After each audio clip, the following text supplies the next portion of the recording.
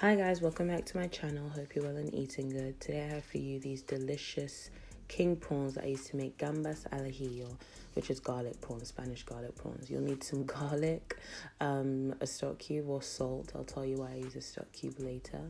Some black pepper and some form of chili. I use cayenne, whole cayenne. You can use chili flakes. So let's get right in.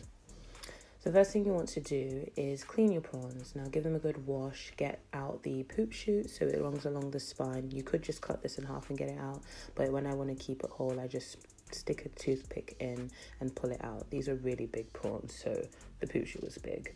Try to get those all out because it grosses people out. And then I forgot to show you guys, you will need some olive oil, a generous amount.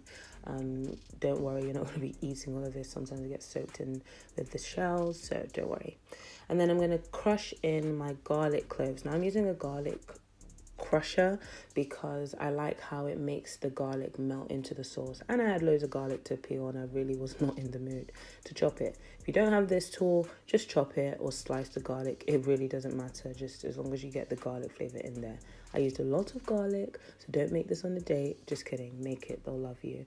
And it's awesome. You want to put the pan on low heat and then I'm going to add in the chili.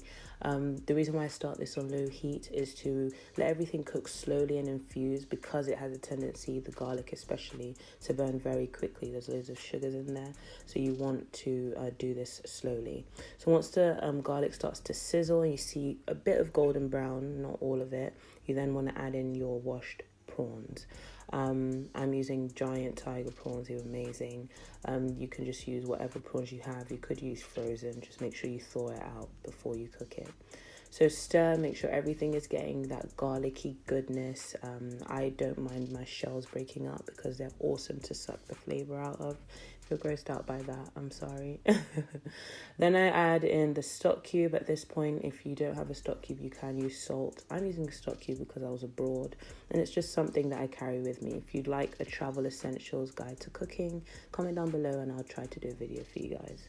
So I mix that, make sure everything's combined. It already smells amazing, but I like to add a bit of paprika. I'm using sweet paprika here, but you can use smoked or spicy. It doesn't have a specific flavor, but it adds a kind of smokiness and also gives that red, vibrant color that you know and love. So try to add some if you can. Then once that's nice and combined, you want to transfer it to a plate, guys. It's so easy, so delicious and simple. You can serve this with bread, rice, pasta, whatever you want. I decided to go for some simple wine. I enjoy this on its own with some white wine and it was amazing. Okay, absolutely amazing. You just want to garnish with some parsley and you know, there you have it, guys. Gambas al ajillo, sorry. Spanish garlic prawns. If you like this video, give me a thumbs up. Please comment, like, share. Thank you. Subscribe.